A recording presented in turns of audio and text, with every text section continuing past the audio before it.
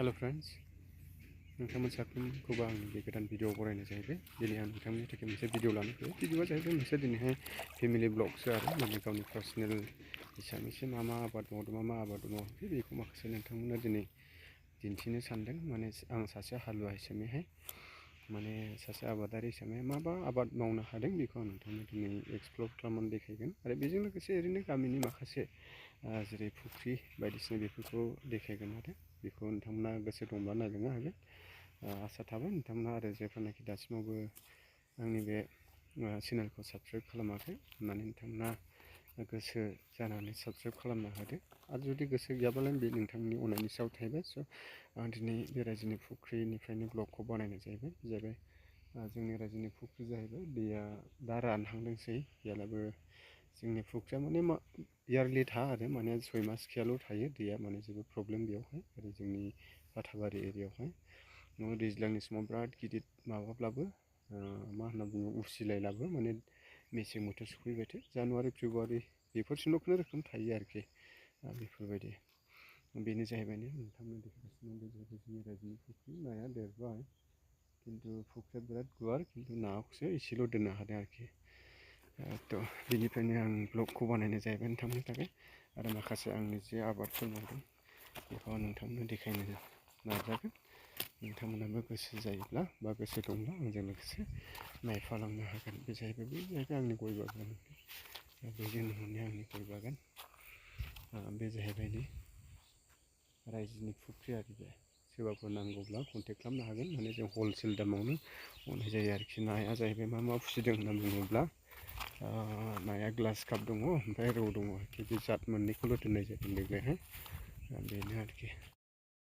एसे रायजोनि फुख्रियाव बेरायनो लोगोफोर दिनैहाय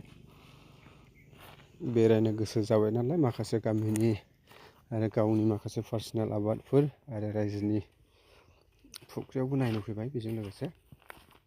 बे जाबाय जोंनि रायजोनि फुख्रि आरो दैया जोंना बेयावहाय बिराद प्रब्लेम आरोखि माने 12 मास खिया थाया आरोखि 6 मास खियाल' थायो आरोखि नायनो हागोन गैलिया रानजोबबायबो दैज्लां समाव बिराद गिदिर जायो खिन्थु दा गैलिया आरोखि रानलांगासिनो दं ओरैबायदि लाइफां होफैदों बेनो जाहैबाय आरो जोंनि फुख्रिया गासैजों बिराद गुवार दं फुख्रिया खिन्थु नायासो बारा गोबां दोननो हायाखै आरोखि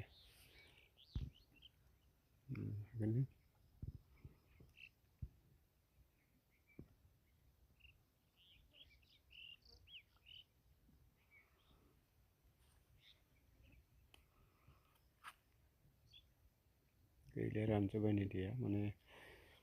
थाला नुजाजोबलायबाय आरोखि बेफोरबायदिनो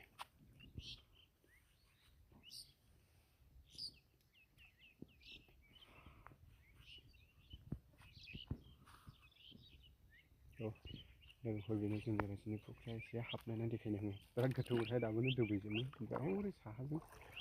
एसे माबा आरोखि आङो बावनो माने डिसेम्बरसिमल' खुनुरुखुम थासिगोन बे दैया ओरै जानुवारियावनो बे नाखौ हमनांनायसैलाय आरोखि बेफोरबायदि ओरैहायथ' दा बिराद गोथौनो दं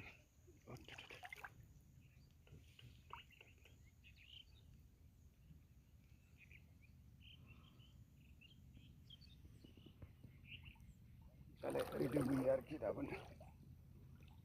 ओरैनो सिगां दङ नोंथांनो नाया देरबाय आरोखि गैयाब्लाबो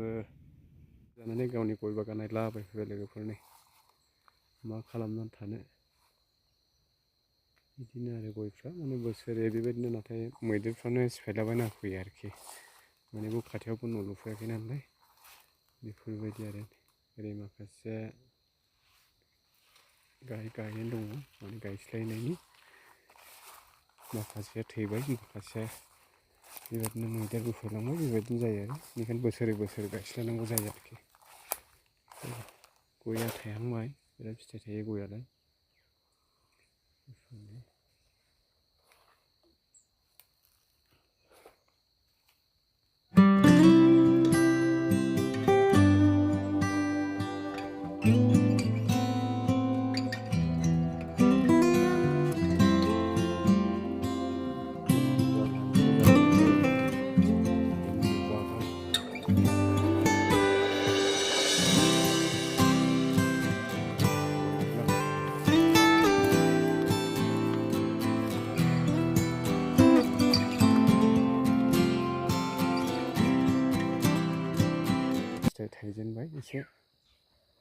एसे जादोंमोन एसे अखा लोगो मोनदों आरो बे